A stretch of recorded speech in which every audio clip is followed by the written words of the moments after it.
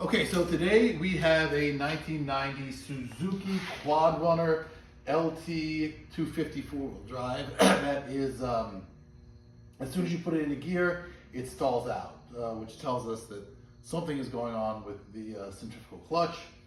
So, yeah, I'm going to pull the clutch cover off and take a look. But in order to do that, we got to remove the seat, the plastics, and this wheel. Okay, so the wheel is off and the clutch cover is exposed. You may need to get this brake cable out of the way. I just pulled the pin and took that out. So the next thing to do is there's a bunch of 8mm bolts around here. So you're gonna wanna pull all those out and get this cover off.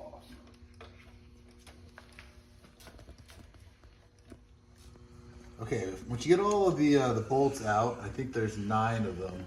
Then you need to also take out the cover for the oil filter, because the oil filter is also holding on one of them. And then once that's out, it should come off. Oh, also you want to drain the oil first. I did that before I took the wheel off. Now, if it won't come off, this is 30-year-old metal. It's very brittle, and you don't want to be banging on it with a hammer or prying away with a screwdriver. What you can do is go to the adjuster here. It's a 12mm, loosen it, and then take a Phillips head and sort of tighten down the adjustment for the clutch, and that may very well push the cover out. All right, so we've got the cover loose, and it should just slide right off. If you're real careful, you may be able to do it without messing up the gasket. I wasn't, and I messed up the gasket, so I'm going to replace the gasket. But the valve cover should, or the clutch cover should slide right off. And then this is the clutch, and this is a left-handed thread. So do not try loosening this the normal way. You gotta loosen it backwards, and then the clutch, the wet clutch, should pop right off. Okay, once it's loose, the clutch, the centrifugal clutch should pull out. And then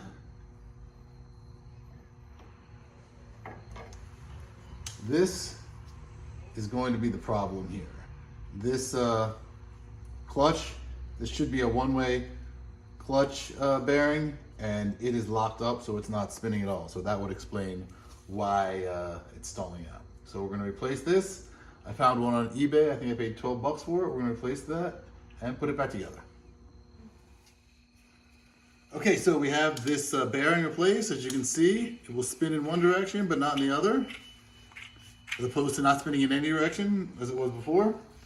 And then we'll just install this back into the engine. Clutch goes over top.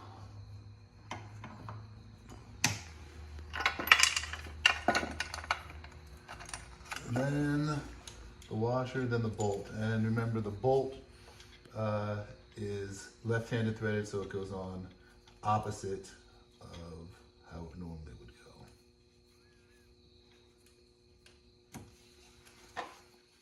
Okay, so everything's back together. I have tightened down the crank nut, and now we're ready. Also installed the gasket, and now we're ready to put the clutch cover back on.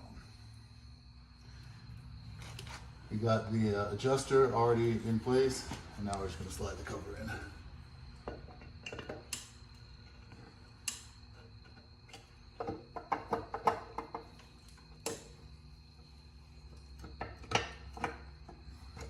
So I have replaced the oil filter, and we're now ready to torque the bolts. For this case, I believe they go to 8 foot-pounds. It's aluminum, so you don't want to go crazy.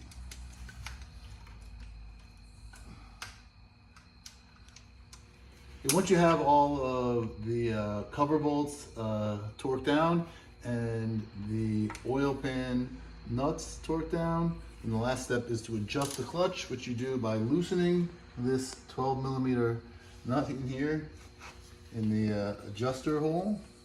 Then you tighten this Phillips head down until it's just tight, and then back an eighth. And then tighten the 12 millimeter down, and that should be the clutch adjusted.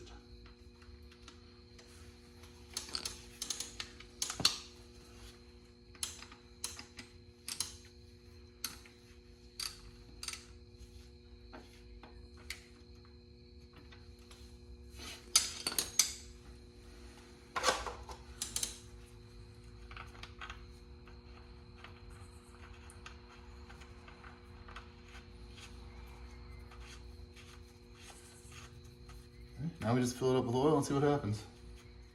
Okay, so the tire's back on, oil's filled up.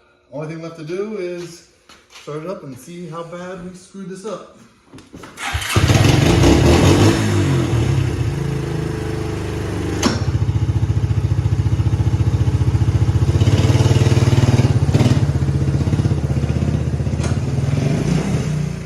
So at the end of the day, this was your problem. It's not even the bearing itself, but this little spring here around the outside was screwed up, and that was what was causing it to jump into gear. So the whole bearing, found it on eBay, I think it cost me $12.